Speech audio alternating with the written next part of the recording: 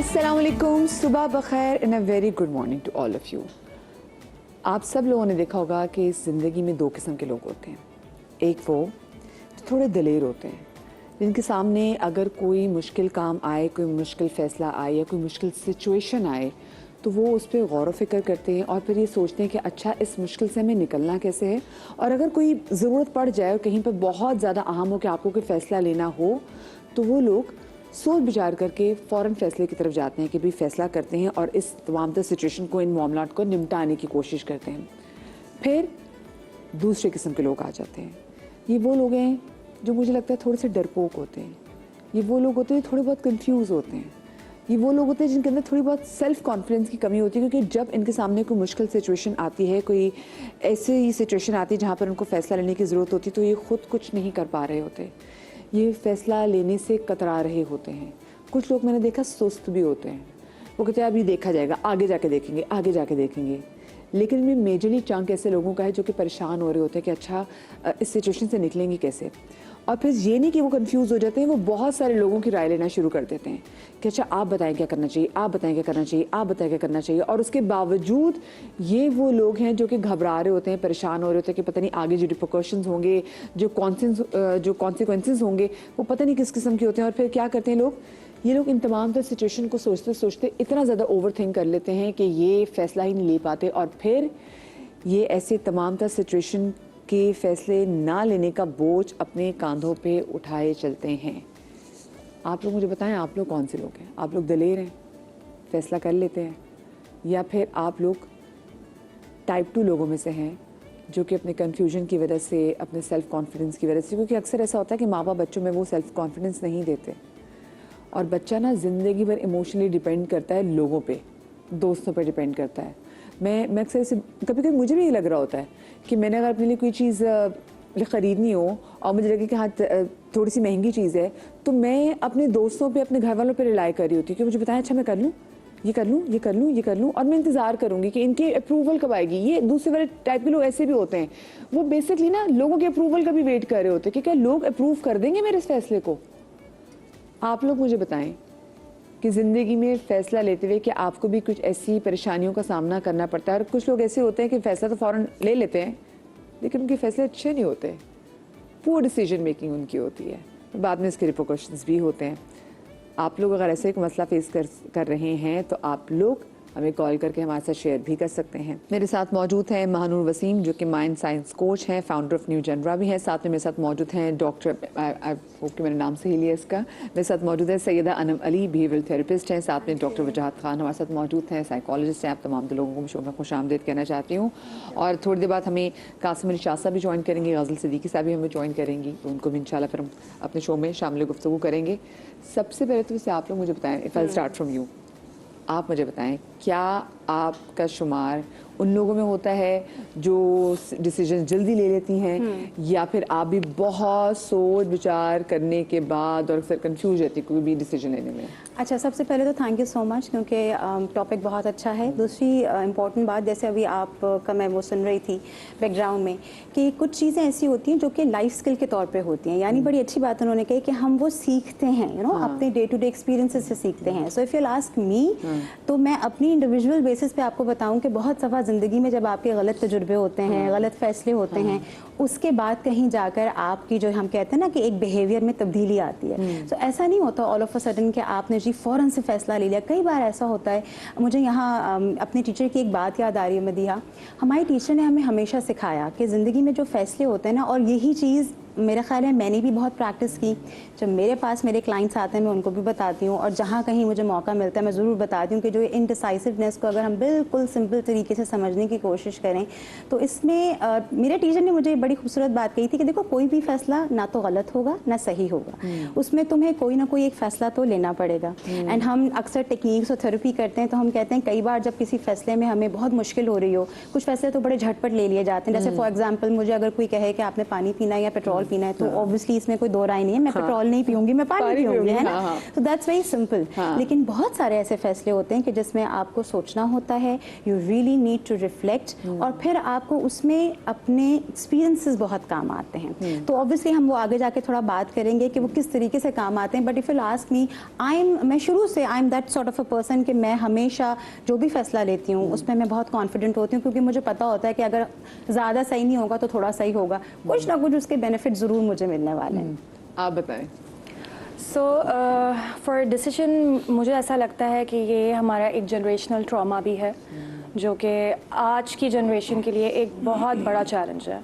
सो अगर इसको जो है अगर हम थोड़ा और डेप्थ में देखें तो it's a pattern of course, और सबका जनरेशनल ट्रॉमा कैसे, पहले तो क्योंकि मेरा सवाल आपसे भी वही है कि आपका शुमार के लोगों में होता है जो फॉरेन डिसीजन ले लेते हैं या फिर टाइम लेते हैं?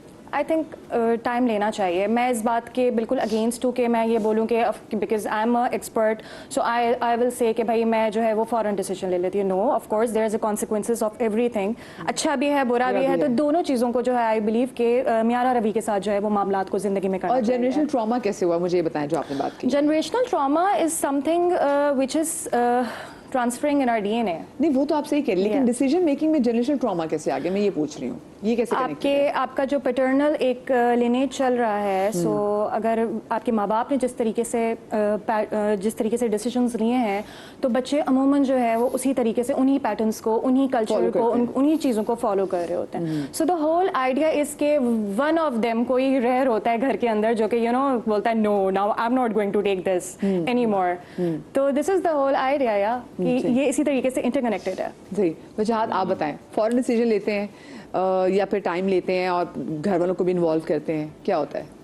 फौरन मतलब फौरन का मतलब ये भी नहीं है कि आंखें बंद करके, लेकिन जो मेरा प्रोसेस है वो नेचुरली इतना फास्ट है कि मुझे वो प्रोज एंड कॉन्स बहुत जल्दी नजर आ जाते हैं, और वो मैं बेसिकली लेता बड़ा सोच समझ के हूँ, लेकिन दूसरों को ये लगता है कि मैं जल्दी ले रहा हूँ। इससे मेरा बायोलॉजिकली जो अल्लाह ताला ने मुझे ताकत दी है वो एक है। लेकिन इनकी जो बात थी जनरेशन ट्रॉमा, उसको मैं अपने अल्फाजों में ये बताऊं कि आज से 30-40 साल पहले जब हम कोई फैसला करते रहे हमारे बड़े, तो उसमें एंजाइटी का लेवल बहुत शामिल था कि जब हम कोई फैसला करते थे तो उसके बारे में डराना वाला एलिमेंट ज़्यादा होता था और पॉजिटिविटी वाला एलिमेंट कम होते थे। मिसाल के तौर पे देख लो, सोच लो आगे क्या होगा, आगे जाके देखो तुम्हारा फिर क्या होता है। तो जब बंदा डिसीजन लेने जा रहा होता है तो उसके अंदर उसको इतना खौफ आ जाता है कि वो डरना शुरू हो जाता है। कुछ फैमिलीज, अब मिसाल के तौर पे मैं अपने मामू का जिक्र यहाँ जरूर करूंगा, अभी ये बात करी थी मुझे मामू की शक्ल याद आ गई। वो बंदे ने मुझे 18 साल की एज से जो डिसीजन लेने की ताकत दी है वो मुझे बड़ा मजा आता था। जैसे मैं उनसे बात करूं तो बड़े मजे से यहाँ बैठे हुए होते थे, कहते थे देख लो कि मसला थोड़ी है, क्या होगा, गलत होगा ना, ज्यादा से ज्यादा क्या होगा, ज्यादा से ज्यादा क्या होगा, गलत होगा, देख लेंगे। जब उनकी वो बात होती थी तो फिर मैं उनके घर से निकलता था, मैं कहता ऐसी की तैसी बस ये हो गया। लेकिन अगर मैं वही बात किसी और से करता था तो वो फिर इतना मुश्किल कर देते थे वो डिसीजन कि शायद डिसीजन लेने नहीं पाते थे। तो मेरे जनरेशनल जो एक ट्रांसफॉर्मेशन चलती आ रही है वो ये है, और बाकी ये कि biologically it's a very natural blessing जो कि ब्रेन की एक जगह से होती है, जिसमें मैं डिस्कस करूंगा बीइंग अ साइकाइट्रिस्ट कि वो क्यों होता है, बट मैं तो जल्दी ले लेता हूँ। वैसे ये बड़ी अच्छी बात है। और देखिए जो पहले ज़माने में मुझे लगता है कि शायद ऑप्शंस इतनी ज़्यादा नहीं थी, कहीं ये भी था कि अब आजकल के टाइम में ऑप्शंस बहुत ज़्यादा हैं, तो मुझे लगता है कि कहीं ना कहीं लोग शायद ज़्यादा टाइम लगा देते हैं कि अपने। और दूसरी बात ये कि अगर मैं अपने बचपन की भी बात करूं तो अम्मी अबू बहुत ज़्यादा चीज़ों में डिसीजन मेकिंग में आपको इन्वॉल्व नहीं करते थे। आजकल के बच्चे मतलब जैसे अब ये पता है कि हमने ये सूट पहनना है, ईद पे फलानी चीज़ पहननी है, जो अम्मी ने दिया हमने पहन लिया, ठीक है, वही सॉर्टेड। इवन कि ऐसा होता था, ठीक है, मतलब माँ बाप की जानिब से आपके सामने 3 प्रोफेशन रखे जाते थे, ठीक है, अगर आपके नंबर बहुत अच्छे आ गए तो आप मेडिकल में चले गए, फलानी चले गए, तो पता होता था कि आपने क्या करना है। आजकल के बच्चे, वो मेरे 3-4 साल का बच्चा भी बता रहा था कि मुझे ये चीज़ नहीं पहनी, मुझे ये डायनासोर वाली शर्ट पहनी है, मुझे ये पहनना है, मुझे ये वाला जूता पहनना है। तो वो आजकल के बच्चे में समहाउ उसको उसमें ये कॉन्फिडेंस है, उसमें ये कॉन्फिडेंस जो कि मुझे लगता है जो हमारी जनरेशन मिलेनियल्स में इतना नहीं था। अच्छा, एक और चीज़ जो कि मुझे बहुत चुभती वो ये कि बहुत से लोग जिनके अंदर ना कहने की सकत नहीं होती, मैंने ऐसे लोगों को भी देखा कि वो बहुत ज़्यादा स्ट्रगल कर रहे होते हैं, मतलब कोई भी ऐसी चीज़, कोई डिसीजन में, कोई काम करने में, उनको इस कैफियत से कैसे निकाला जा सकता है? अच्छा देखिए, जैसे अभी हम बात कर रहे थे, मैं थोड़ा सा बात को यहीं से आगे लेके चलूंगी। जब ये पैटर्न बनता है तो हम देखते हैं कि वो तमाम लोग जो कि फैसला नहीं ले पा रहे, उनकी ये कभी कभी ना हैबिट भी बन जाती है। जैसे आप अपने इर्द गिर्द में लोगों को देख रहे हैं, आपको पता है कि लोग, जैसे अभी डॉक्टर वजाहत ने बड़ी अच्छी बात कही कि आपकी सराउंडिंग्स का बहुत फर्क पड़ता है। हमें जो सोसाइटी ने सिखाया, जो टीचर्स ने सिखाया, जो पेरेंट्स ने सिखाया, कई बार जो चीज़ें बहुत आसान हैं, जिसमें बहुत ज़्यादा सोचने की ज़रूरत नहीं है, उसमें भी आपको बार बार राय देना, बार बार ऑप्शंस देना, तो सी कभी कभी बहुत सारे ऑप्शंस भी आपको डिस्ट्रैक्ट कर सकते हैं। ठीक है, अब इसमें एक चीज़ बड़ी इंपॉर्टेंट है, बहुत ही बेसिक सी है, आई एम श्योर बहुत सारे लोगों को ये मालूम होगी, लेकिन कभी कभी रिमाइंडर बड़ा ज़रूरी होता है कि वो तमाम लोग जिनसे नहीं लिया जा रहा फैसला, सही है, उनके पास ऑप्शन ज़्यादा हैं या कम है, लेकिन अब वो क्या करें, लेना चाहते हैं छोटे छोटे फैसले ज़िंदगी के।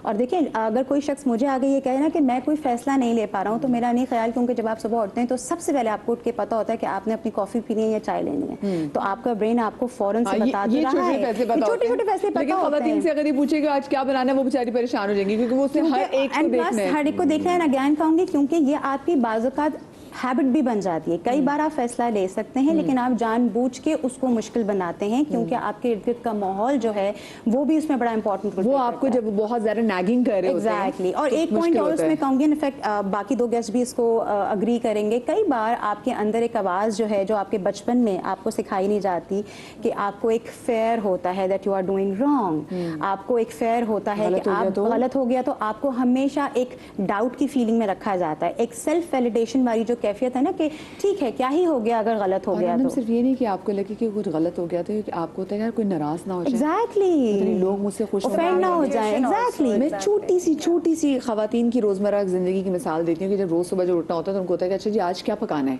वो आज क्या पकाना है वो हर एक से पूछेगी। ठीक है, लोग उसको उस पे फैसले बताएंगे कि नहीं चलो कुछ भी बना लो, कुछ भी बना लो। अब वो कुछ भी अगर बना लेगी तो फिर हमने तो ये नहीं खाना था। At the end of the day वो कोशिश ये करेगी कि बेचारी उस पे फंस जाती है, और पूछता जाता है ये क्या बना लिया, ये क्या बना लिया, कुछ नहीं हो रहा होता। उसके बाद नेक्स्ट डे के लिए, क्योंकि उसको वैलिडेट नहीं किया गया जो उसने आज बना लिया, फिर बेचारी अगेन, मैंने कहा ना, वो एक और लूप में जाती है। अगेन पैटर्न, एग्जैक्टली, वो हर एक मूड को देख रही होती है। अच्छा, ये जहाँ मैंने अगर नहीं की बात की, तो यहाँ से मैं एक और लोगों को एग्जांपल देती हूँ। फर्ज कीजिए किसी ने आपसे उधार मांग लिया, आपके अपने हालात बड़े पतले चल रहे हैं, आपको है कि मेरे पास तो खुद नहीं है, लेकिन आप उसको नहीं कर सकते। या कभी कभी ऐसा होता है आप अगले बंदे पे ट्रस्ट नहीं कर रहे। मुझे एक अच्छा जी फर्ज करे से महानूर ने मुझसे उधार मांगा, मुझे है मैं तो महानूर को नहीं जानती, लेकिन मैं कहीं यार महानूर को बुरा नहीं लग जाए, नहीं पता नहीं क्या हो महानूर को, तो मैं क्योंकि मुझे ना नहीं कहना आता, मुझे समझ में नहीं आ रही, तो वहाँ पे भी लोग फंस जाते हैं। इसका जो बहुत इजी सा कॉन्सेप्ट है ना, इट्स सेल्फ सैबोटाजिंग, कि हमें अपने लिए एम्पैथी जो है वो हमें किस तरीके से इस्तेमाल करनी है, ये हमें सिखाया ही नहीं किया।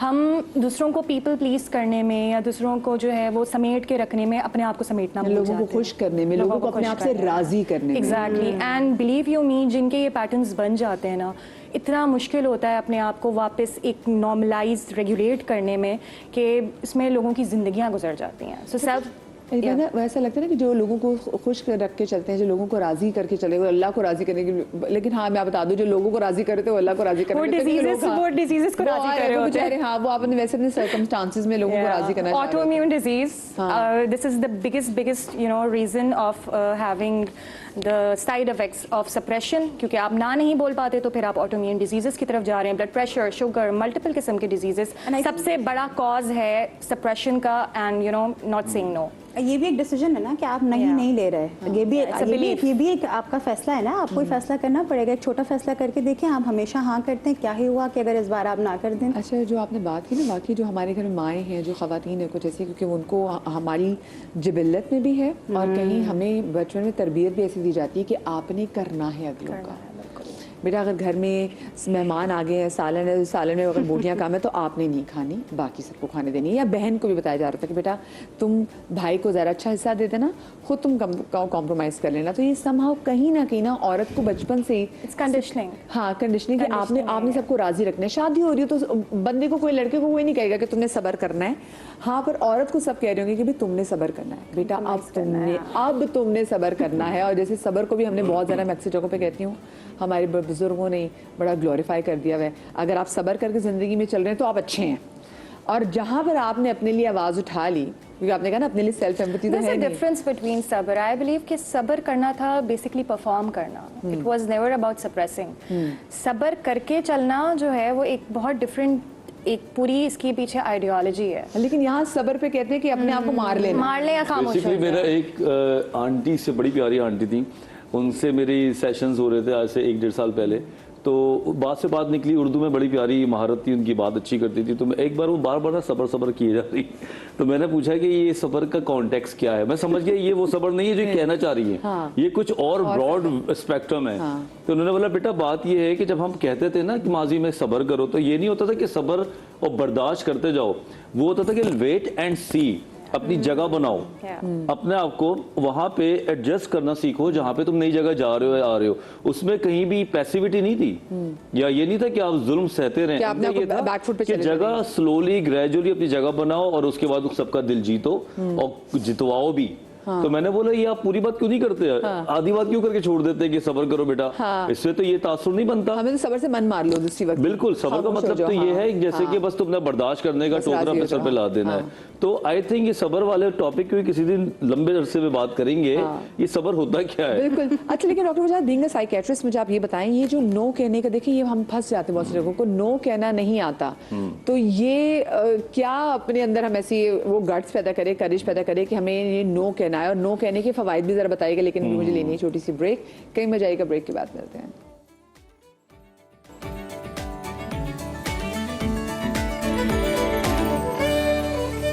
Welcome back after the break. और आज का शो हम कर रहे हैं फैसलों के हवाले से, जो कभी कभी आप और मैं अपनी किसी परेशानी की वजह से, लोगों की वैलिडेशन की वजह से, किसी कंफ्यूजन की वजह से, या फिर सेल्फ कॉन्फिडेंस ना होने की वजह से नहीं कर पाते। तो आज का शो हम इस पर कर रहे हैं। और ब्रेक पर जाने से पहले मैंने एक सवाल छोड़ा था डॉक्टर वजाहत के लिए कि बहुत से लोग जिनको ना कहना नहीं आता, वो अपने ही सोचों के जाल में फंस के रह जाते हैं। इनको से निकाला कैसे जा सकता है, और ना कहना कितना इंपॉर्टेंट है बहुत सारी जगहों पे। बिल्कुल सही बात है कि हमें इसकी इफादियत और नुकसान तो पहले पता होना। अमूमन लोग रिश्ता बचाने के लिए नो नहीं कह पाते, और सबसे पहले उनका रिश्ता ख़त्म होता है। जब आप किसी को डोरमैट बनाने की कोशिश करते हैं तो वो बन तो जाता है, क्योंकि वो चाहता है कि ये रिश्ता बना रहे, लेकिन सामने वाला फिर उसको एब्यूज़ करता है, और फिर एक टाइम पे उसकी भी बस हो जाती है, या वो टूट जाता है, या उसको वो चीज़ नहीं मिल पाती जो वो ढूंढ रहा था, या फिर आप लोगों के पास काउंसलिंग के लिए आ जाता है, या तो फिर वो हमारे पास आ जाते हैं। अभी मैंने परसों भी इंस्टाग्राम पे यही पोस्ट लगाई हुई थी कि मेरे पास जो ज्यादातर लोग आते हैं वो तो बेचारे विक्टिम हैं। एग्जैक्टली, हम ये बात करते हैं, जो असल में पागल वो तो आ ही नहीं रहा, वो तो नहीं आता, वो तो आजाद घूम रहा है। हाँ, आता वही है जो विक्टिम है। तो नंबर 1, अगर आप दबा के, पैसिव होके, नो ना किए बगैर रिश्ता बचाने के चक्कर में यस कर रहे हैं, तो मैं आपको पहले दिन बता दूं कि ये हो नहीं सकता। आज नहीं, कल, परसों या 10 दिन के बाद वो रिश्ता वहीं पहुंचा हुआ होगा जहां पे आपने खत्म करना है। खूबसूरत रिश्ता वो है जहां पे नो का मार्जिन हो, जहां पे आप सामने वाले को कह सकें कि यार मेरे पास पैसे नहीं है, मैं काश मैं तुझे दे देता, लेकिन आजकल नहीं है। अगर तेरा कोई मसला है तो मुझे बता, शायद वो मसला मैं हल कर सकूं। कुछ दिन पहले मुझसे भी किसी ने उधार मांगा, मैंने उसको बोला बताओ क्यों। उसने कहा मुझे मसला हॉस्पिटल का है। मैंने कहा ये तो कोई मसला ही नहीं है, मुझे बताओ।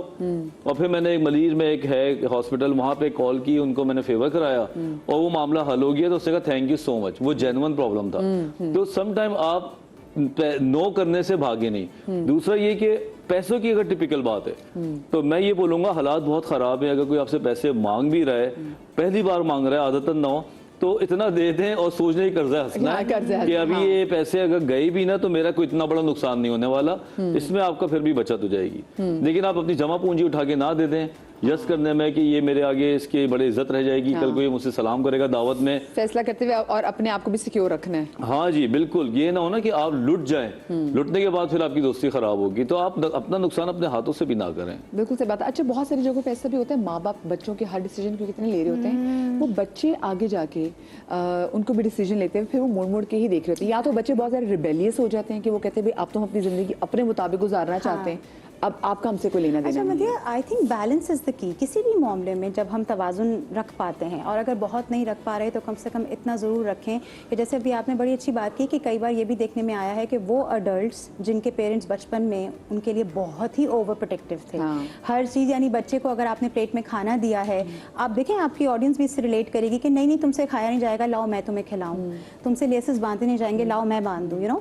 कभी कभी ये छोटी छोटी चीज़ें हमें उस वक्त लग रहा होता है, और मैंने तो बहुत बड़े बड़े लोगों लोगों बच्चों में ये देखा है, बड़े बड़े बच्चे लाइक टीन्स में भी देखा है कि माएँ जो है मैं लाओ तुम्हारे बाल में कर दूँ, तो उससे क्या होता है कि उस वक्त तो वो आपकी बहुत ज़्यादा मोहब्बत, ओवर प्रोटेक्शन आपको बहुत अच्छी लग रही है, लेकिन बाद में वही अडल्ट बच्चे अपनी शादियों को लेकर, गलत लोगों को पार्टनर्स को चूज करने को लेकर, नौकरी में लेकर, लोगों के साथ बिहेवियरल इश्यूज जो लोगों के निकल के आते हैं, उनको बड़ी दिक्कत होती है। And they are the ones जिनके वालिदैन ने उनको बहुत ज़्यादा पैम्पर करके रखा होता है, और फिर आगे बाद जब तकलीफ दे होती है, जब खुदा ना खास्ता वालिदैन में से कोई नहीं रहता, तो फिर वो बच्चे या वो अडल्ट, उनको बड़ी मुश्किल होती है। फिर वो आते हैं थेरेपी के लिए, काउंसलिंग के लिए, ना व्हाट टू डू। ये वो बच्चे हैं कि जो कि इमोशनली पे दूसरों पे डिपेंड करते हैं, कि वो इमोशनली वीक बच्चे होते हैं। वीक बच्चे होते हैं ना, प्लस ये कि फिर एक तो इमोशनल रेगुलेशन का भी हमारे यहाँ मुझे लगता है मदीहा कॉन्सेप्ट नहीं है, जबकि उसका कोई इतना कोई हार्ड एंड फास्ट रूल नहीं है। सिंपल सी बात है, एक हर प्रोग्राम में ये मैं बात कहती हूँ कि एक बड़ी सिंपल चीज़ है कि अगर आपको रोना आ रहा है,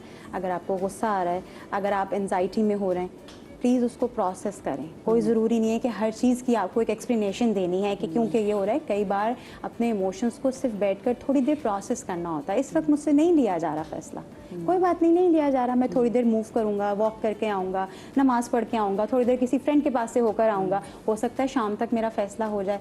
कई बार जब हम एक के ऊपर दूसरी सोच लेकर आते हैं, या जैसे हम अक्सर कहते हैं, बहुत सारे लोग इसे अग्री करेंगे, कुछ चीज़ें तो यहाँ हम मदीहा वो बात कर रहे हैं जो कि बहुत नॉर्मल हैं, लेकिन इसमें बीइंग अ थेरेपिस्ट मुझे लगता है जनरलाइज एंजाइटी डिसऑर्डर्स भी होते हैं।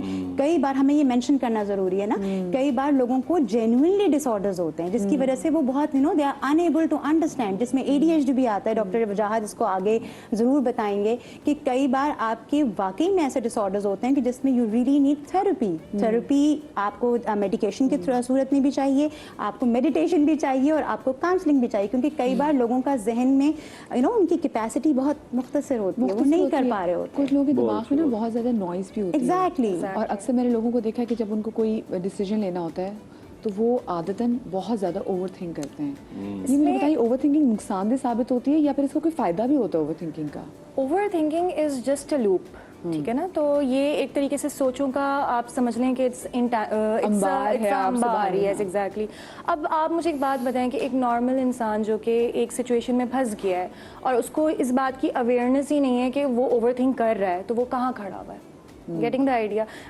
I would like to add in Dr. Amna's conversation कि हम किसी भी एक्सपीरियंस को 3 दफ़ा गुजारते हैं। पहले हम एक्सपीरियंस के तौर पे गुजारते हैं, फिर वो जो ट्रॉमा जो हमारे साथ रह जाता है, देन वी प्रोसेस इट। तो वो जो पूरा ग्रीविंग का फेस होता है ना, वो जब हम बिल्कुल कोलैप्स कर जाते हैं, so basically that is the process जो कि हम होने ही नहीं देते, and then we bring another situation, and उसके बाद जो है देन इट्स अ चॉइस कि आप बिटर हो गए हो या फिर आप जो है वो अपनी पॉजिटिविटी को मेंटेन करके जो है वो जिंदगी में आगे अपनी चॉइसेस को किस तरीके से लेके चलते हो। So this is the whole idea कि अगर हम इसमें स्टिमुलस एक थोड़ा सा जो है ना वो डिफरेंशिएट कर लें, क्योंकि ऑडियंस जब देख रही है तो उसके लिए ये एक बहुत बड़ी नॉलेज है that they are going to get aware from this platform.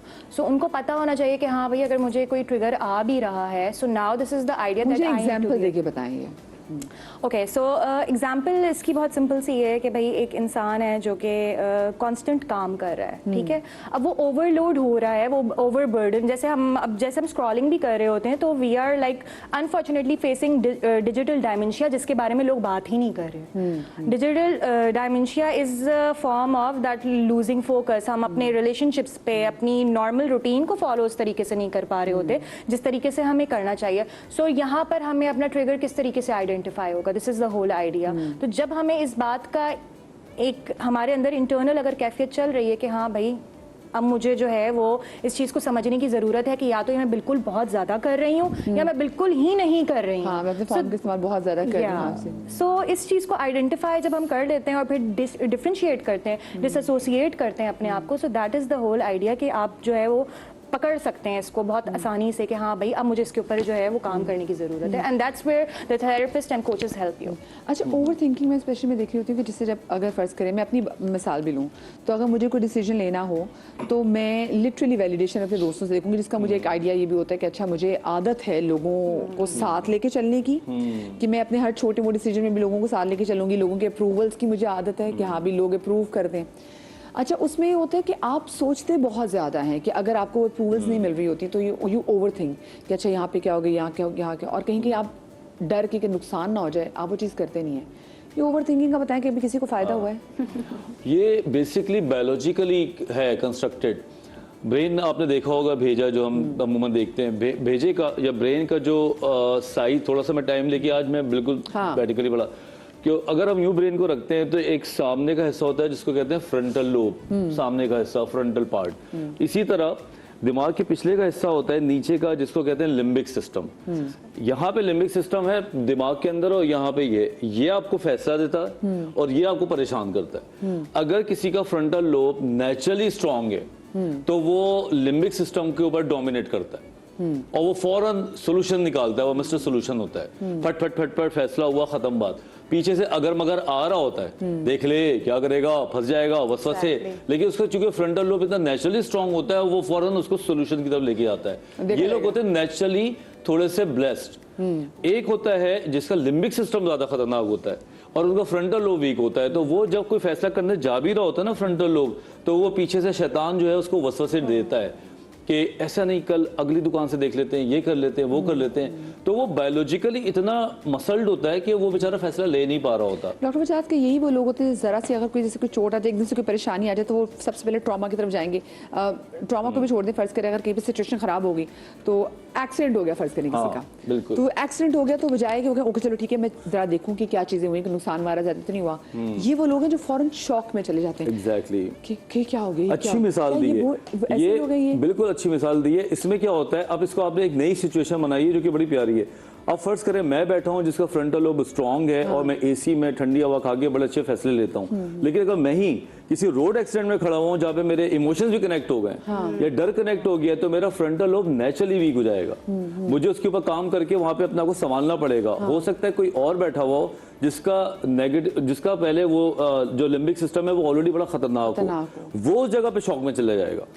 उसको तो कुछ समझ नहीं आएगा कि हुआ क्या, वो चीखेगा चिल्लाएगा, कंट्रोल नहीं कर पाएगा। मैं जाके उसको समझाऊंगा कि कुछ नहीं हुआ, खैर है, मैं हूँ, लोग हैं, तुम अपना को संभालो, क्योंकि मैं उससे बेहतर होऊंगा। तो जब सिचुएशन खतरनाक आती है, ये वो लोग जिनके हाथ पांव फूल जाते हैं। जी बिल्कुल, शॉक ज्यादा हो जाता है। पायलट्स जितने भी होते हैं उनका seat of conscious frontal lobe की प्रैक्टिस की जाती है कि अगर जहाज में कुछ ऊंच नीच आती है तो आपने कैसे संभाल के रखना है अपने आप को, मरते दम तक या क्रैश होते तक अपनी अनाउंसमेंट पे खराबी नहीं आना चाहिए। इट्स अ ट्रेनिंग, वो कोई एक दफा में नहीं आती, उनको बाकायदा पायलट की ट्रेनिंग होती है। इसी तरह सर्जन्स की होती है, कार्डियोवास्कुलर जितने भी सर्जन हैं, अगर पेशेंट अच्छा ऑपरेशन जा रहा है, घंटियां सुकून से टीट बज रही हैं, काम कर रहा है, अब जहाँ टों टों टी टों टी टों आना शुरू हो जाए, अब नया आदमी तो वहां पे यूं फेंक के खड़ा हो जाए, मुझसे तो कुछ नहीं होगा। लेकिन वो प्रैक्टिस है फ्रंटल लोब की कि वो टाइम के साथ, ट्रेनिंग के साथ वहां पे अपने आप को काम डाउन करके काम कर रहे होते हैं। इसी तरह हम डॉक्टर्स की इमरजेंसी में होती है, और डॉक्टर्स को तो डिसीजन मेकिंग बहुत अच्छी होनी चाहिए भाई, वो क्योंकि तो अगले की जान बिल्कुल, पे रिलाय करनी हमें तो होती ये है। सिखाया जाता है कि इमोशंस को सिचुएशन से डिस्कनेक्ट करके रखो। मैं कहता हूँ ये कैसी बात कर रही है। हाँ, लोग बाकी यही कहते हैं। बिल्कुल, शुरू में ये कहते थे ये कैसी बात, डॉक्टर्स ने हमें बताया कि अपने इमोशंस को, अपने पेशेंट की कंडीशन को डिटैच करके रखें। अगर पेशेंट मर जाए तो बावजूद उसके आपने फैमिली को बताना है। मैंने कहा ये कैसी बातें कर रहे हैं यार, क्योंकि आप फिर फैसला नहीं ले पाएंगे ना अगर आप है ना। हो गए तो। लेकिन with the passage of time हमारे अंदर वो इतनी ट्रेनिंग डेवलप हुई कि कुछ भी हो रहा हो हम अपना वो काम करके रखते हैं। खास तौर पर मदी अगर आप इमरजेंसी डिपार्टमेंट में जाके काम करें ना, तो शुरू के 14 दिन तो आपकी उल्टियाँ ही आती रहती, लेकिन टाइम के साथ फिर आपकी ट्रेनिंग स्ट्रांग होती है। होता क्या है, ट्रेनिंग स्ट्रांग, फ्रंटल लोब आपका मजबूत होता है, डिसीजन मेकिंग पावर आपकी होती है। तो ऐसे लोगों को अमूमन हम सेंसिटिविटी को खत्म कराते हैं, जिसको डिसेंसिटाइज कहते हैं। भाई ये जरा करना मुझे, और क्योंकि देखिए हम बहुत से लोग ना रिस्क लेने से घबराते हैं। रिस्क लेने जरा सारा क्या हो जाएगा, ठीक है ना, हम अक्सर डिसीजन इसलिए नहीं लेते कि ये हो गया तो, और माँ बाप भी अक्सर कहते हैं देख लो बेटा अभी और सोच लो, फलाने से पूछ लो, फलाने से पूछ लो। मतलब ये लोग जरा कम ही कहते हैं बेटा चल सोच लिया, अब अल्लाह का नाम ले और कर जा। सही बात। ये सुनने की बड़ी जरूरत है। एक छोटी सी ब्रेक लेते हैं, ब्रेक के बाद हाजिर होते हैं।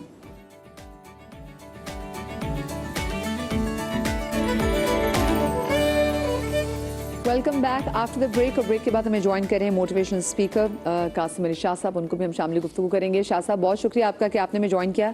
शाह साहब, क्योंकि आज का शो ही फैसलों के हवाले से है, कुछ लोग ऐसे हैं जो डरपोक हैं, फैसला लेते हुए घबराते हैं, भाग रहे होते हैं, लोगों की वैलिडेशन चाहिए होती है, कुछ लोग होते हैं थोड़े दबंग होते हैं, वो कहते हैं चलो मदीहा कता कलामी, मुझे आवाज़ बहुत थोड़ी आ रही है। क्या होगा, बुरा ही फैसला होगा, कुछ सीख ही लेंगे हम इससे। थोड़ी सी माफ आवाज़ कीजिएगा, मुझे ना होने के बराबर आ रही है। हेलो, अच्छा, अभी आवाज़ का मसला ज़रा सॉर्ट आउट करवा दें कि शाह साहब को मेरी आवाज़ सही चली जाए। शाह साहब, ज़िंदगी के वो ऐसे कौन से मराहिल होते हैं, ऐसे कौन से मामलात होते हैं कि जहाँ पर किए गए जो फैसले होते हैं ना वो सबसे ज़्यादा अहम होते हैं, वो आपकी ज़िंदगी को शेप अप करते हैं? मदीहा बहुत शुक्रिया। मैं वाज़े करता जाऊँ कि अभी तक जो नफ्सियात है, सेल्फ़ हेल्प है, पर्सनल डेवलपमेंट है, उसने हमें बता दिया है कि एक दिन में इंसान के ज़हन में आने वाले ख़यालात की तादाद तकरीबन 65,000 से 70,000 है। और एक तहकीक के मुताबिक हम एक दिन में शऊरी या लाशऊरी 35,000 फ़ैसले करते हैं। यानी मेरी एक एक मोमेंट, मेरे मुंह से निकलने वाला एक एक लफ्ज़, मेरी आँखों की जुंबिश, मेरे जिस्म की हरकत और मेरा कॉन्शियस या मेरा सब कॉन्शियस कहीं ना कहीं दिन में 35,000 डिसीजंस करता है। अब ये 35,000 डिसीजंस जो हैं, इसमें बहुत से डिसीजंस हमारी रूटीन होते हैं, यानी हमारे लाइफस्टाइल का हिस्सा बन चुके होते हैं। आप सादा लफ्ज़ों में कह सकते हैं कि वो कहीं ना कहीं आदत के दर्जे पे फायज हो चुके होते हैं, जहाँ पर हमें कॉन्शियसली भी बाज़ औक़ात पता नहीं लग रहा होता कि हम ये जो फ़ैसला कर रहे हैं इसके पीछे आदत का सॉफ्टवेयर मौजूद है। लेकिन वो फ़ैसले जो हम सोच समझ के करते हैं और वो फ़ैसले जो लम्हा बलम्हा हम कर रहे होते हैं और उनके असरात आने वाली ज़िंदगी पे पड़ते हैं, शायद वो हमारी ज़िंदगी में बड़े बड़े फ़ैसले, उनकी मिकदार थोड़ी होती है। मैं वाज़ह करता जाऊँ कि हमारे फ़ैसलों की बुनियाद बेसिकली, यानी सही फ़ैसलों की बुनियाद, ये पूरी जो डिसीजन मेकिंग और डिसीजन के ऊपर जितना लिटरेचर अवेलेबल है वो ये बताता है कि सही फ़ैसलों की बुनियाद वो गलत फ़ैसले हैं जिनसे आपने कुछ सीख लिया। अगर आपने ज़िंदगी में कुछ फ़ैसले किए जो ठीक नहीं थे और आपने उससे कोई लेसन ले लिया, लर्न किया, सीखने के बाद लोग आपको बड़ा दयालु कहेंगे, बड़ा विजडमफुल कहेंगे, बड़ा ज्ञानी कहेंगे, लेकिन बुनियादी तौर पे अपनी अपनी गलतियों से या उन फ़ैसलों की वजह से सीखा जो ठीक नहीं थे। और वो अक्ल और वो विजडम जो उसके नतीजे में आपके पास आई, जो ना स्कूल ने दी, ना कॉलेज ने दी, ना यूनिवर्सिटी ने, किसी टीचर ने, फादर ने, मदर ने नहीं दी, बल्कि अपनी गलतियों से, अपने फ़ैसलों की गलतियों से जो आपने सीखा, उसके बाद जो अकल आपके पास आती है उससे आप फ़ैसले करते हैं तो वो फ़ैसले ठीक होते हैं। तो हमारे फ़ैसले जो हैं वो तो हर वक्त ही कहीं ना कहीं चल रहे हैं, बल्कि जो फ़ैसला करने वाले हैं वही आगे बढ़ते हैं। फ़ैसला एक इनिशिएटिव का साइन है, कदम उठाने का साइन है। फ़ैसला ना कर पाना, बहुत सादा ज़ुबान में कहूँ तो ये एक शख्सी कमज़ोरी है। किसी की एक वीक पर्सनालिटी, किसी की लो सेल्फ़ इस्टीम, किसी की कमज़ोर शख्सियत का एक साइन ये है कि वो फ़ैसला नहीं कर पाता। और हमारे यहाँ पंजाबी में मदीहा एक वर्ड है लाइलग। लाइलग कहते हैं कि वो जो खुद नहीं कर पाता और कोई जो चल रहा होता है उसके पीछे उंगली पकड़ के चल पड़ता है।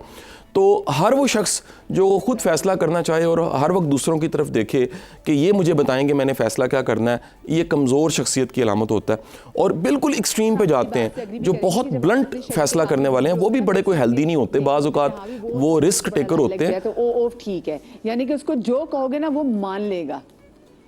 बिल्कुल ऐसा ही है। हम ये क्वालिटी देख भी रहे थे कहीं ना कहीं लोगों में। एक तरफ तो ये बिल्कुल मानने वाले हैं और एक तरफ वो जो रिस्क टेकर हैं, जो बिल्कुल जी उनके बारे में कहते हैं ये तो ऐसे फैसला कर लेते हैं। जो ऐसे करके फैसला करते हैं ये भी कोई ठीक नहीं होते जी, ये भी कोई नॉर्मल अप्रोच नहीं है। मेरा ये ख्याल है कि फ़ैसला इसका जो एक साइकिल है छोटा सा, वो है कि पहले रेलेवेंट नॉलेज होना, पहले ये ख़बर होना कि मैं किस डोमेन में, ज़िंदगी के किस शोबे में, किस एरिया में फ़ैसला कर रहा हूँ।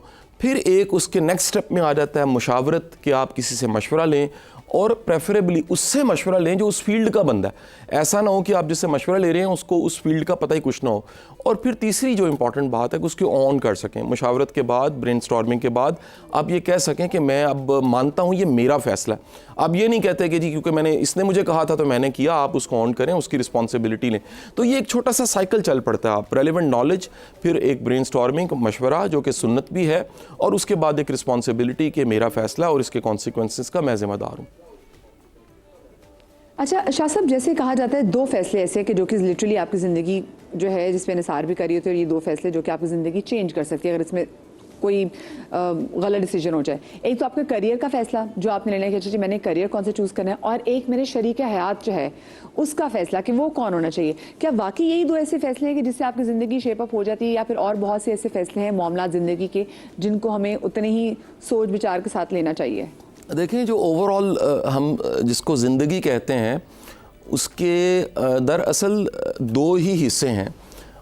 एक जिसको हम वर्क कहते हैं और जिसको हम लाइफ कहते हैं, यानी वर्क लाइफ बैलेंस का जो दुनिया में कॉन्सेप्ट आया है, काम के बाद शाम 5 बजे के बाद की ज़िंदगी को हम लाइफ कहते हैं, यानी हमारी फैमिली लाइफ है और हमारी वो ज़िंदगी है जो फैमिली के साथ जुड़ी हुई है। तो आप अपने पूरे दिन को अगर तकसीम कीजिए तो आप 1/3 यानी 8 घंटे आप काम को दे देते हैं और तकरीबन 8 घंटे आप अपने घर को, फैमिली को दे देते हैं और बाकी 8 घंटे आपके आराम के होते हैं। तो ये ज़िंदगी के दोनों फ़ैसले, काम का फ़ैसला यानी काम क्या करना है और किसके साथ ज़िंदगी आपने गुजारनी है, ये आपकी टोटल जो एक शऊरी होशो हवास में 20-25 साल की उम्र से शुरू करके मौत तक के अयाम है, उसमें ये दोनों फ़ैसले बड़े अहम होते हैं। क्योंकि ज़िंदगी का सबसे कीमती वक्त, मैं उसे अगर मीडिया के टर्म में तो प्राइम टाइम शाम 7 से 11 तक शुरू होता है, मुझे लगता है ज़िंदगी का जो प्राइम टाइम है वो 20-25 साल की उम्र से 60 साल की उम्र तक होता है। ये 35 से 40 साल का दौरानिया होता है। इवन आप गवर्नमेंट जॉब करते हैं तो ज़िंदगी का बेस्ट टाइम आप अपनी जॉब को देते हैं, उसके बाद पेंशन शुरू हो जाती है। कारोबार खड़ा करते हैं आप तो अपनी पूरी एनर्जी लगा के पैसा कमाते हैं, एम्पायर खड़ी कर लेते हैं। तो ज़िंदगी के ये जो अयाम हैं इसमें 2 फ़ैसले बड़े ही अहम हैं और एक फ़ैसला आप काम क्या कर रहे हैं और वो काम क्यों कर रहे हैं। एक पूरे का पूरा एक सब्जेक्ट है कि सिर्फ पैसे के लिए कर रहे हैं या उससे सेटिस्फेक्शन मिल रही है, सुकून मिल रहा है, खुशी मिल रही है, आपकी कैपेसिटी बिल्डिंग भी उससे हो रही है, आपको अपने काम का कोई पैशन भी है और वो जिसके साथ आप ज़िंदगी गुजार रहे हैं क्या उसके साथ चारों इंटीमेसीज़ आपकी इस्टेब्लिश हुई हैं, वो फिज़िकल है, वो मेंटल है, इमोशनल है या स्पिरिचुअल इंटीमेसी है, वो इस्टेब्लिश अगर आप नहीं हुई बदकिस्मती से तो फिर ये फ़ैसला भी आपके अल्टीमेट गले पड़ता है। लोगों के 4-4 5-5 बच्चे होते हैं और डेड रिलेशन होता है। आजकल तो टर्म नहीं आ गई है, मैं हैरान होता हूँ कैसी कैसी कमाल टर्म्स बन गई हैं। ग्रे डिवोर्स की टर्म आ गई है कि बच्चे पैदा कर दिए, बच्चे अपने पाँव पे खड़े हो गए हैं और दोनों जो माई बाबा हैं वो अलहदगी कर लेते हैं और अपनी अपनी ज़िंदगी गुजारने लग पड़ते हैं। तो वो जो दोनों फ़ैसले हैं वो इस लिहाज से बड़े ज़रूरी हैं कि ज़िंदगी का बड़ा हिस्सा, बहुत सा वक्त जो है वो इन फ़ैसलों के साथ जुड़ा हुआ है। अब डॉक्टर साहब ये मैं सब लोगों से जानना चाहूँगी, देखिए आपको नहीं पता होता कि आपने कहा ना जो पहले जो चारों जो चाने आपको लग रहा होता है कि अच्छा हैं बॉक्सेस हैं कि हाँ भाई ये भी होगा, हमारी वेवलेंथ मैच करी है, देखो उसको तो मेरे मजाक पे हंसी भी आती है, बहुत सारी सी चीज़ें आपको लग रहा था परफेक्ट है भाई इसको। आगे जाके आपको कहीं लगे कि नहीं ये वो चीज़ नहीं थी जो मैं सोच रहा हूँ। ऐसे बहुत सारे लोग हमें देख रहे हैं ज़िंदगी में कहीं ना कहीं फंस जाते हैं क्योंकि ये एक ऐसा डिसीजन है कि आपको लगता है कि एक बार ले लिया तो बस आपने उसके साथ खड़े रहना है। क्या ऐसा ही है? मैं आप सबसे जानना चाहूँगी कि अगर शादी में जैसे आपने बोला कि ग्रे डिवोर्स का भी आ गया तो अक्सर वाकई लोग अपनी शादी से इसलिए नहीं निकल पा रहे होते क्योंकि वो फैसला ये कर रहे होते हैं कि मेरी आगे बच्चा है, उनकी शादी होनी। बहुत सारी खवातीन तो इसलिए फंस जाती हैं। देखिए इसमें भी मैं वही बात कहूँगी कि इसमें जो मैंने शुरू में बात कही थी कि कोई भी अगर फैसला आप लेना चाह रहे हैं या किसी भी रिश्ते में अगर हम स्पेसिफिकली बात करते हैं, अगर आपको चैलेंज आ रहा है तो उसमें अगर आप एक फैसले की तरफ जाते हैं कि जिसमें आपको ये लगता है कि मैंने इसी शख्स के साथ रहना है लेकिन क्योंकि मेरे इसके साथ ट्रस्ट इशूज़ हो गए हैं तो शायद मैं इसके साथ उस तरह से अब लिंगर ऑन नहीं कर पाऊंगी, तो उसमें भी आपको खुद ही सोचना पड़ेगा। अगैन वही वाली बात कि आपको रिफ्लेक्ट करना पड़ेगा थोड़ा सही या ज़्यादा सही। और अगर हम अलहदगी इख्तियार कर लेते हैं या बहुत सारी ऐसी ख़वातीन आप देखें जहाँ पर ख़वातीन चाह रही होती हैं कि हमें इस रिश्ते से बाहर निकलना है, दिस इज़ इनफ और मैं अपनी लाइफ को आगे बहुत बेहतर देख रही हूँ, लेकिन बाज़ औक़ात घर वाले आपको बहुत पुश कर रहे होते हैं कि नहीं शौहर को निभाओ करो ऐसे में दोनों सूरतों में या तो फैसला बहुत सही हो जाएगा या थोड़ा सही होगा। लेकिन अगैन मैं वही बात कहूँगी जो मैंने शुरू में कही थी कि देखिए फैसला आपको ही लेना है। कई दफ़ा ऐसा भी इसमें देखने में आया है, हमारे पास जब अक्सर क्लाइंट्स आते हैं, लोग परेशान होकर आते हैं, जब रिश्ते ख़राब हो जाते हैं ना मदीहा, तो हमारे यहाँ एक और भी है क्योंकि हम यहाँ बात कर रहे हैं थोड़ा सा सोशली में मैं बात करूँगी कि जी किस्मत की बात थी, किस्मत ख़राब हो गई। हर चीज़ जो है ना ये भी मेंशन करना ज़रूरी है, वो किस्मत नहीं होती, कुछ चीज़ें आपकी भी बिहेवियरल पैटर्न होते हैं। ये मेरे नसीब में लिखी हुई बात थी। आप कई लोगों को देखें जिनकी शादियां ख़त्म होती हैं, नहीं ऐसा नहीं होता। अगैन कहूँगी किसी भी आप रिश्ते में हैं, चाहे आप दफ्तर में काम कर रहे हैं, मियाँ बीवी के रिश्ते में हैं, इट्स अ 2-वे थिंग। ऐसा कभी नहीं होगा कि सिर्फ अगले ही एक ही शख्स की गलती है। बहुत सारे लोग अपने रिश्ते को ओवरकम कर पाते हैं जब वो रिफ्लेक्ट करते हैं, ठीक है ना। और हर चीज़ में ना किस्मत को और हालात को और नसीब को जो कसूरवार करना है, दोष देना, वो मुनासिब नहीं होगा। मानून क्या करना चाहिए? देखिए अभी क्योंकि अब वाकई ये किसी जगह इसी सिचुएशन में अगर खुदा न खास्ता आपकी शादी नहीं चली, क्योंकि मैं डॉक्टर साहब शाह साहब के पास भी आऊँगी और डॉक्टर साहब आपने मुझे बताना है कि आप देखने की मुश्किलात आ गई हैं तो आप सब्र करें या फैसला लें, क्या करना चाहिए? एज़ फार कि अगर रिलेशनशिप में किसी किस्म का अब्यूज़ नहीं है तो फिर तो आई थिंक कि आप दोनों को काम करना चाहिए, लेकिन अगर उसके अंदर किसी भी किस्म का अब्यूज़ मैरिज है, इज अ कांस्टेंट वर्क जो कि दोनों साइड से होने की जरूरत है। अगर एक साइड पे एक औरत ही करेगी तो एक्सर्ट हो जाएगी। अच्छा, I really want to add in this कि आदमी की, क्योंकि आदमी का एक्सपोजर बाहर ज़्यादा है, तो आदमी की तो ग्रोथ हो रही है।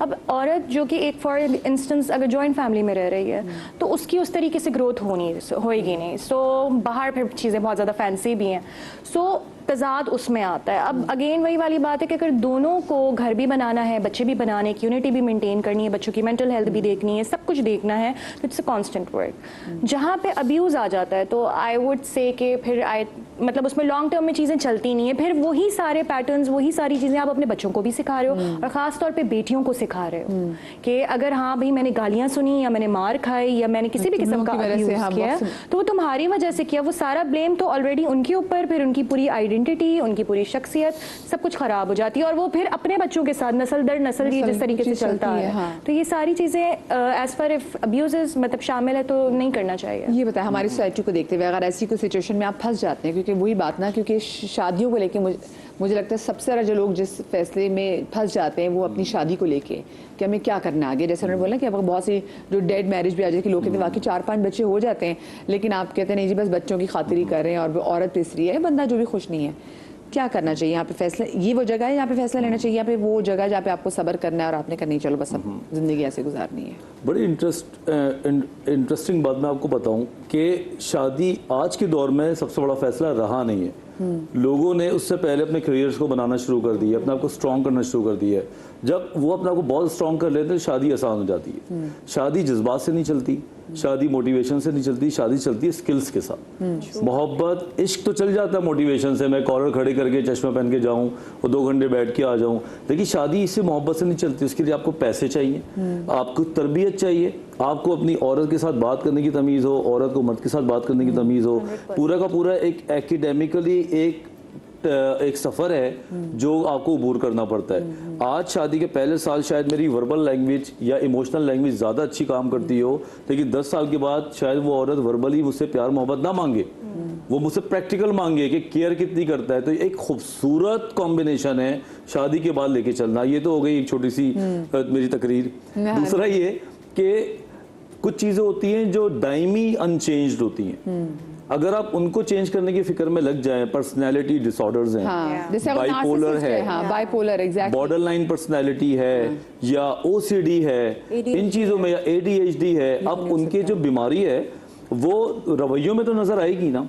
अगर आप उनको चेंज करने में निकल जाएं, मिसाल के तौर पे कि आप अपने हस्बैंड को दिन में 20 बार बोलें कि घर इतनी हद तक साफ करके रखना है और वो बेचारा नहीं कर पा रहा, अब आपका एक अलग फ्रेम ऑफ माइंड है ओसीडी जैसा या ओसीपीडी जैसा, और वो बेचारा जरा रफ आदमी है, तो ये तो रिश्ता खराब होना है। दायमी इश्यूज को अंडरस्टैंड करना पड़ेगा और उनमें ये बात देखनी पड़ेगी कि अगर इसके 2 चीज़ें बुराएं हैं, अच्छी नहीं है, तो 3 चीज़ें अच्छी भी तो हैं। तो आप उसको देखें कि मेरा मवाजना किस लेवल पे हो रहा है, तो शायद आप फ्लेक्सिबल हो जाए।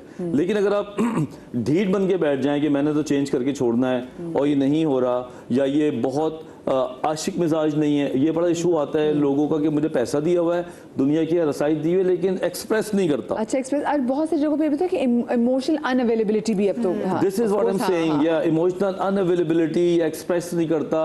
लेकिन जब वो पूरा का पूरा मैं दोनों साइड का सेशंस लेता हूँ तो वो बंदा इतना बुरा नहीं होता, वो बेचारा बहुत डिफरेंट तरीके से एक्सप्रेस कर रहा होता है। अच्छा, कॉल मेरे साथ मौजूद है मुस्कान सरगोदा से। अस्सलाम वालेकुम। वालेकुम अस्सलाम। मदिया, आप कैसी हैं? खैरियत है? बिल्कुल ठीक, अल्लाह का शुक्र। मुस्कान, क्या पूछना चाहेंगी? कहीं से फैसले में फंस तो नहीं गई?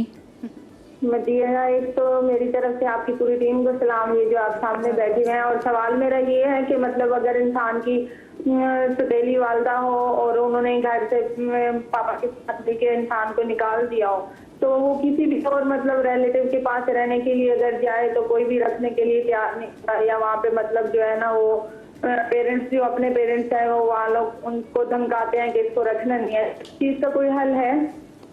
Oh my God. Doctor Shah साहब, आपको आवाज आई है? शाह साहब, आपको मुझे आवाज़ थोड़ी कम आई है। मेरा ख्याल है कि हमारे जो लास्ट मुकर्रर थे वो बड़ी अच्छी बात कर रहे थे, वही कंटिन्यू करें जी। मेरा ख्याल इस सवाल के जवाब को वो दें। मैं उनको बड़े ध्यान से सुन रहा था, मुझे बड़ा अच्छा लगा, उनकी बड़ा एक प्रैक्टिकल सा विजडम था जी। Thank you sir. Doctor Wajahat, अब वो घर से निकाल दिया, वो कह रही सौतेली वालिदैन, क्या दिस इज़ वेरी टफ। ये तो जब इस तरह हमारी फैमिली इश्यूज आते हैं तो बाज़ औक़ात लोगों को अपने राइट से बात करना भी नहीं आती, लोग कम अकल होते हैं या लोग लड़ जाते हैं, बहस नहीं कर पाते। तो आप फैमिली जो जॉइंट फैमिली वेंचर है, जो हमारी ब्यूटी एशियन कल्चर की, कि अपने साथियों को 2-3 सिपाहियों को तैयार करें और उनके घर जाके बात करें और वो खुद भी जाएं। लेकिन ये एक सिलसिला है जो कि 1-2 महीने चलेगा। हो सकता है पहले वो बैश आउट करें, गुस्सा करें, गालम गलोच हो, उसके बाद थोड़ा मामला नीचे आए और बातचीत का सिलसिला जारी रखें, क्योंकि ये इतना नेचुरल रिश्ते हैं, ये ख़त्म होते ही नहीं है। ये रिश्ते लड़ाई और नफरत की नज़र हो जाते हैं। तो I think keep talking with them with other people जो कि आपके ख़ानदान में शरीक हों, भाई बहन हों। और अपने राइट्स के हवाले से भी देखिए, ज़रूर रखें कि अपने राइट्स के हवाले से आप ये डिसीजन ज़िंदगी में ले लें कि मैं अपने राइट्स के लिए ज़रूर बोलूँगी। एक ये फैसला भी लेना ना, मेरे ख्याल से मैं बचपन में हमारे माँ बाप को और स्कूल लेवल पे भी हमें सिखाना चाहिए।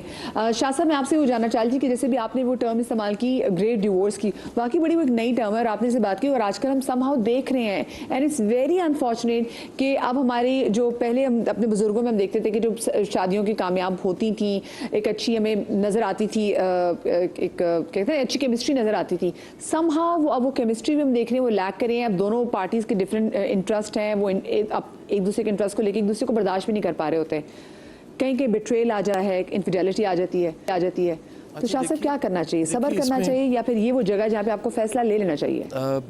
मैं सेकंड करूँगा डॉक्टर साहब की बात को कि देखें, जहाँ पर कुछ नहीं बदल सकता या कुछ ऐसा है जो एक ऐसी बीमारी की शक्ल में है, वो वायलेंस में हो सकता है, वो बाइपोलर हो सकता है, ओसीडी हो सकती है, शक करने की बीमारी कोई भी किसी शक्ल में है, और बदकिस्मती ये कि आपका लाइफ पार्टनर इलाज करवाने को भी तैयार नहीं है। तो मेरा ख्याल है कि फिर अगेन मैं कहूँगा कि ये मुकम्मल जानने के बाद आप मशवरा करेंगे, कंसल्ट करेंगे और उसके बाद किसी फ़ैसले की तरफ जाएंगे जिसको आप ऑन करेंगे कि मेरा फ़ैसला। मैं वाज़े करूँ, ये 2-3 जो टर्म्स आज में आई हैं ना, कोई उम्मीद देने वाला, मोटिवेशन की बात करने वाला और फैमिली कोच, कंसल्टेंट, ये सब के सब जो नई टर्म्स आई हैं, ये आज से चंद साल पहले थी भी नहीं और शायद ज़रूरत भी नहीं थी। हमारा फैमिली कल्चर और हमारी सोशल फैब्रिक इतनी मजबूत थी कि मुशावरत के लिए, मसालहत के लिए फैमिली ख़ानदान अवेलेबल होता था। आज का चैलेंज ये है कि हमने अपनी इस सोसाइटी में सक्सेस स्टोरीज़ को हाईलाइट ही नहीं किया है। तो अजब बात, लाहौर से तो सिर्फ यहाँ से 17 किलोमीटर दूर है दुश्मन मुल्क, लेकिन हज़ारों सक्सेस स्टोरीज़ उन्होंने पकड़ के उस पर फिल्में बनाई हैं ताकि सोसाइटी इंटेलेक्चुअली और मोटिवेशन में अपलिफ्ट हो कि ये चमकीला सिंगर भी हो सकता है, ये भाग में लिखा भाग भी हो सकता है, ये पैशन प्रोफेशन एक होके 3 इडियट भी हो सकता है, ये किसी मिथ पे पीके भी बन सकती है, ये किसी अच्छा शेफ़ या कुक तरला फिल्म भी बन सकती है, कैंसर से लड़ने वाला आई वांट टू टॉक भी फिल्म बन सकती है, क्रिकेटर पे फिल्म बन सकती है। हम उम्मीद देने वाले, हमने वो जो सच्ची कहानियाँ हमारे इर्द गिर्द हम हाईलाइट नहीं करते। और अज़दवाजी रिश्तों में भी जो अच्छी मिसालें हमारे पास ना होने के बराबर होती हैं, करीबी माँ बाप का ही रिश्ता देखते हैं, अगर वो अनहेल्दी है तो रिलेशनशिप पे लिखी जाने वाली किताबें और रिसर्च बताती हैं 80% ये ट्रॉमा जो एक बैड रिलेशन का बच्चों ने देखा होता है, ये आगे मुंतकिल हो जाता है।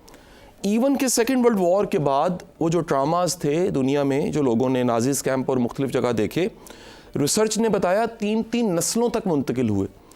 अब्दुल्ला हुसैन साहब ने किताब लिख दी, उदास नस्लें, और आज भी हमारे पंजाब में ऐसी फैमिलीज़ मौजूद है जिनके बड़े बूढ़े जब दुनिया से जाने लगे तो आखिरी 2 साल ज़हनी तौर पे इसलिए अजियत के थे कि वो इस ट्रॉमा जो उन्होंने अपनी आँखों से देखा आज़ादी के वक्त में, वो नहीं भुला पाए। तो वो ट्रॉमा जो घर में चल रहा होता है, माँ बाप के झगड़े की शक्ल में, कोई एक शाउट कर रहा है, एक फ़िज़िकल वायलेंस पे चला जाता है, लैंग्वेज का इंतखाब गलत होता है, अनसर्टेनिटी पैदा हो जाती है, इनसिक्योरिटी पैदा हो जाती है। ये आपको ये भी बताऊं कि बिल्कुल इसी तरह ये फैमिली कोच कंसल्टेंट्स भी, मेरा क्योंकि शायद ये शोबा ADR का विंग में 8 साल से मेरी फाउंडेशन नो प्रॉफिट लॉस, एक चीफ जस्टिस साहब उसको हेड कर रहे हैं और इस वक्त भी 3000 केसेस हैं। मैं आपको बताऊं ये चीज़ें नहीं थी। आज इस्लामाबाद में घंटे में 38 तलाक़ें हो रही हैं, आज लाहौर फैसलाबाद का कंपटीशन चल रहा है, कभी लाहौर नंबर 1 होता है, हर दिन में 450 तलाक हो रही होती है, कभी फैसलाबाद 350 क्रॉस कर जाता है। ये नहीं था, क्योंकि कहीं ना कहीं इर्द गिर्द के लोग वो जली पे तेल नहीं फेंकने वाले थे, या उनके अंदर नेचुरल एक स्किल थी कि किसी के दुख को सुनना है और सुलह को सवाब समझ के इस नेकी को कमाना है। आज कहीं ना कहीं वो एक सोशल फैब्रिक, वो एक एक एक कुदरती फितरती जो अंदाज़ था हमारे बड़े बूढ़ों का, वो अवेलेबल नहीं है। और मैं मदीहा बताऊं, इसमें ये बड़े दुख के साथ कह रहा हूँ, दर्जनों में ऐसे फैमिली काउंसलर कोर्स को बताता हूँ, बुलाता हूँ और सुनता हूँ और बैठता हूँ। मैं उन्हें कहता हूँ वो जो बातें इस वक्त कह रहे हैं अपनी बेगम के साथ बैठ के टीवी पे कह के देख लें। मैं दावे से कहता हूँ वो अपनी बातों पे अपने घर में पूरे नहीं उतरे होते। मैं करैक्टर की सादा सी डेफिनेशन किसी शख्स की मैंने ये बना ली है, जिस बंदे की बातों को उसकी फैमिली ऑन नहीं कर सकती। आपके पास आएंगे कहीं में।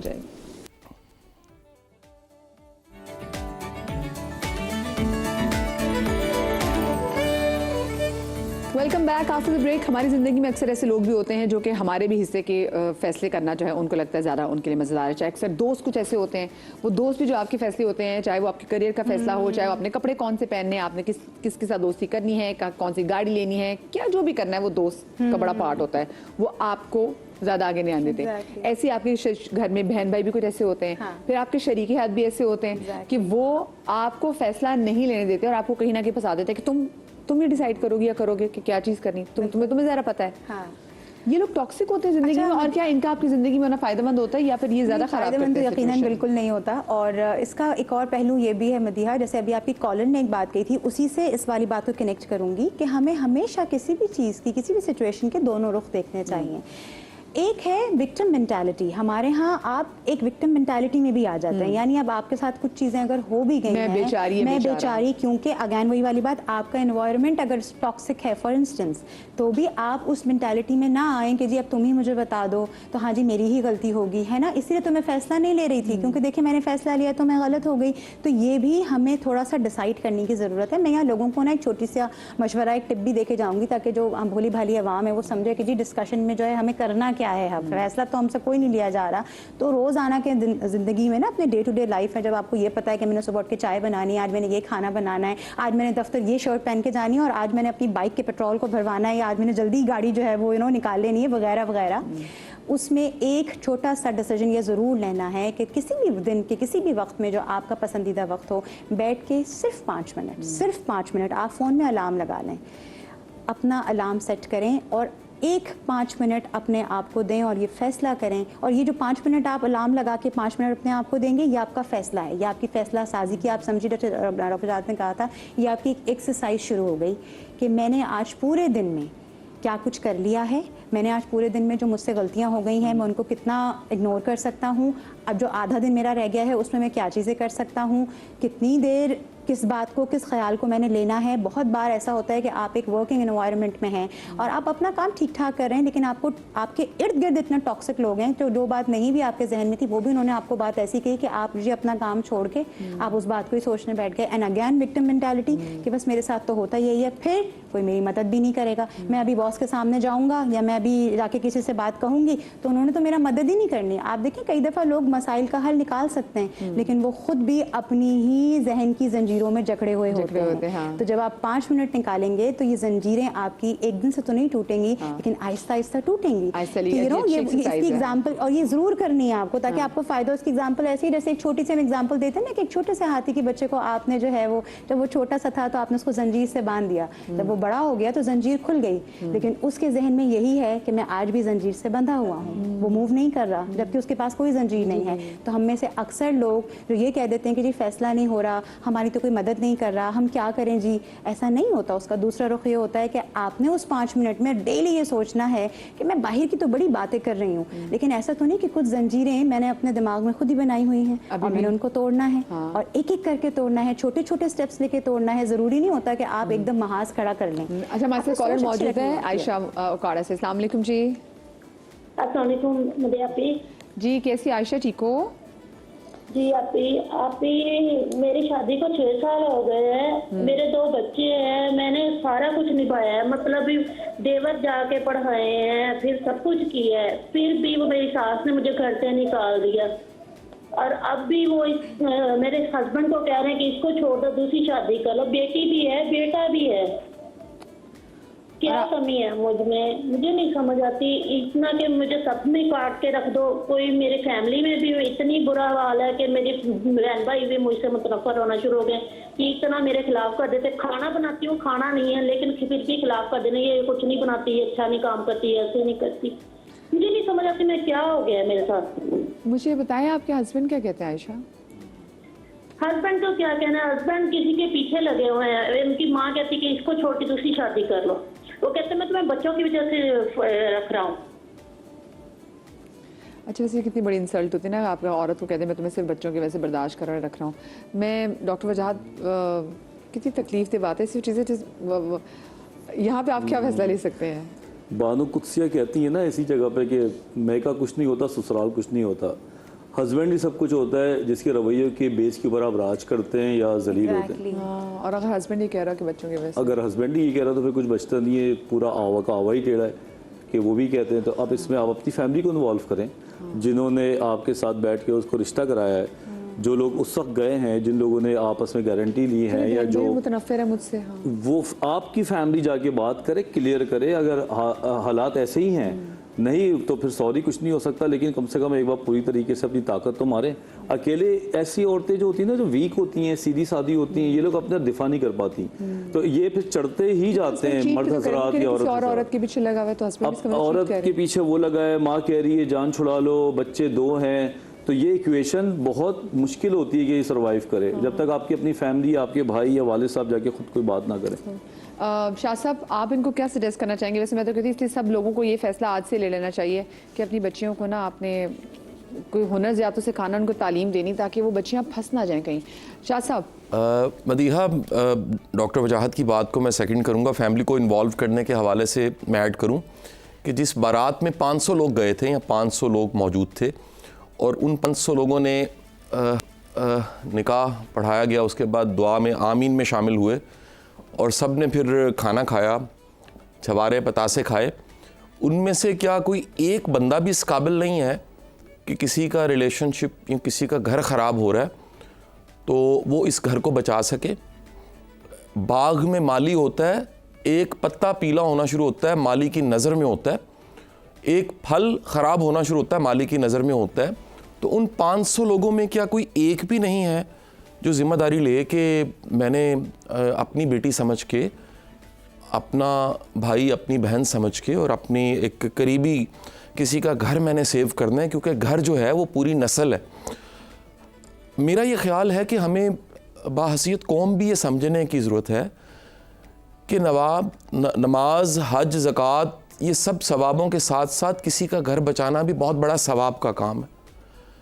किसी की ज़िंदगी को सेव करना ये भी बहुत बड़ा सवाब का काम है। और हम ये जो एकदम से सोचते हैं कि ख़त्म कर दें, उससे पहले बहुत कुछ ऐसा जो किया जा सकता है, बात की जा सकती है, बातचीत का दरवाज़ा खोला जा सकता है। ये फैसला वो जिसको इतनी जल्दी नहीं करना लेना चाहिए। मेरा ये ख्याल है कि वैसे लाहौर का डाटा तो यही बताता है मदीहा, वो शादियाँ जो झट से होती हैं, झट से शादी, तो वो झट से ही फिर ख़त्म भी हो जाती है। और ये दरअसल देखें, एक वक्ती मोटिवेशन, एकदम से आप इम्प्रेस हो गए, इंस्पायर हो गए, इसकी बुनियाद पे इतना बड़ा फ़ैसला करना भी नहीं चाहिए। वक्त के साथ समझ आती है आपको कि लोगों के चैलेंज क्या हैं, उनके मसाइल क्या हैं। और वो जो पुरानी सेइंग थी कि एक और एक, 2 की शादी नहीं, 2 ख़ानदानों की शादी हो रही होती है। तो जिस तरह आप कोई ईजी लोड करवाने से पहले भी देखते हैं पैकेज कौन सा है। ज़िंदगी के पैकेज में बंदा ऐड हो रहा है यार, पहले देखो तो सही उसके चैलेंज क्या हैं, वो कितना मामा बॉय है, कितना वो मॉम डैड है। वो भाई सिर्फ किसी के मर्द पैदा होने पे मिठाई बांटने से 40 किलो मर्द नहीं होता। फैसला करना और ये बैलेंस कि ये मेरी माँ है, ये मेरी बहन, और ये मेरी बीवी है, मेरे बच्चों की माँ है, अगर ये मजबूती उसमें नहीं है, वो अपनी बीवी के लिए, अपने बच्चों की माँ के लिए स्टैंड नहीं ले सकता। तो बड़ी माजरत के साथ, बस उसका नाम ही मर्दों वाला है, फिर वो कोई माफ़ी के साथ मैं कहूँगा कि मर्दों वाली खूबी तो उसमें नहीं है। आप पे डिपेंडेंट है आपकी फैमिली। और एक हदीस मुबारक बड़ी खूबसूरत है कि तुम में से बेहतरीन वो है जो अपनी बीवियों के हक़ में अच्छा है। या इससे मिलती जुलती बात हमें ये भी हदीस में मिलती है, जिसका मफहूम ये है, रसूल पाक सल्लल्लाहु अलैहि वसल्लम ने तो वसीयत की थी कि अपनी औरतों के मामलात के हुकूक को लेकर खबरदार किया था उन्होंने तो, कि किसी का कैरेक्टरफुल होना, किसी का ठीक होना, किसी का जेंटलमैन होना, उसकी निशानी ये है कि वो जो उस पर डिपेंडेंट हैं, वो बीवी बच्चे भी हैं, घर के मुलाजिम भी हैं, अगर वो गवाही देते हैं मदीहा कि ये जेंटलमैन है। अब आज में देखें ना, ट्रस्ट का इतना बड़ा मसला है रिश्तों में कि वो एतबार, ये दो तरफा है जी। डॉक्टर वजाहत मेरी बात को सेकंड करेंगे। एतबार दो तरफा है। एतबार ऐसे नहीं होता कि आप कहें कोई मेरे पे एतबार करे। क्या आप भी किसी पे एतबार करते हैं? ये एक ऐसी चीज़ है जो एतबार भी आपको एतबार करते करते आता है भाई। ये रैपो बिल्डिंग ये होते होते होती है। आप गलतियाँ करते करते सीखते हैं और गलतियों से सीखते सीखते आगे बढ़ते हैं। सो मेरा ये ख्याल है कि आज के रिश्तों में, मैं फिर बड़े मुश्किल इम्तिहान दे देता हूँ मदीहा, आपके शो में मैं मुश्किल सा इम्तिहान छोड़ के जा रहा हूँ।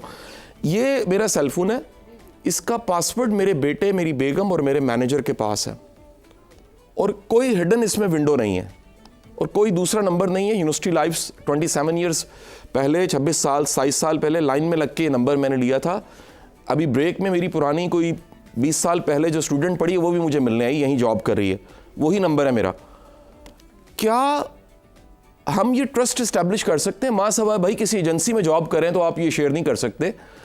क्या ये ट्रस्ट आप अपने घर में बिल्ड कर सकते हैं कि आपकी बेगम, वैसे तो चलें गैर इखलाकी है, पर्सनल चीज़ें नहीं देखनी चाहिए, आपकी फैमिली के सामने आपका सेलफोन अगर खोला जाए, अल्लाह के बंदो ये डरते हो ये खुल जाएगा तो क्या बनेगा? यहाँ जो दर्ज करने वाले वो भी दर्ज कर रहे हैं।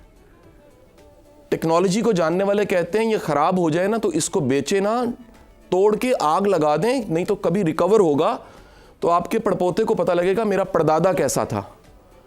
इस पे यकीन है, एप्पल पे यकीन है, आईफोन पे, टेक्नोलॉजी पे यकीन है, इन पे यकीन नहीं है। जिसके बारे में डॉक्टर यूनुस भट्ट कहते हैं, मुझे ये बड़ा जुमला अच्छा लगता है उनका, वो कहते हैं इनके भी कभी कभी वर्के ख़त्म हो जाते हैं। डॉक्टर वजाहत, इनके वर्के ख़त्म होते हैं, जब वर्के ख़त्म होते हैं ये वर्का रख देते हैं, चेहरे पे लिख देते हैं तो आप कभी देखिएगा कि वो चेहरों पे क्या लिखा होता है, तो आपको हैरत होगी कि वो जिसको आप वक्ती तौर पे इम्प्रेस हो गए, कभी जानिए परखिए। पंजाबी में कहते हैं राह पे जाने वाह पे जाने, खा के देखें, वक्त गुजार के देखें, कुर्बानी देते देखें, किसी डिपेंडेंट के साथ सलूक करता देखें, जस्टिस लाइफ में देखें, ज़िंदगी में फ़ैसला करने की सलाहियत देखें। पता चल जाता है। बहुत शुक्रिया जी, शाह साहब हमारे साथ मौजूद थे। डॉक्टर वजाहत आपका बहुत शुक्रिया आपका बहुत शुक्रिया। मैं ज़िंदगी में ये डिसीजन ज़रूर ले लीजिए और ये फ़ैसला भी से ले लीजिए कि मुझे अपनी ज़ात को इज़्ज़त देनी है, अपने आप को मुक़द्दम जानना है और मुझे किसी को अलाउ नहीं करना कि वो मेरी सेल्फ इस्टीम को हर्ट करे। सबसे पहले ये, और बच्चियों को खुद मुख्तार बनाए। अपना ख्याल रखिएगा। शादी आबाद रही, अल्लाह पाक आपको औलाद के गम से महफूज रखे। ज़िंदगी तो आपसे कल मुलाकात होगी। अल्लाह हाफ़िज़।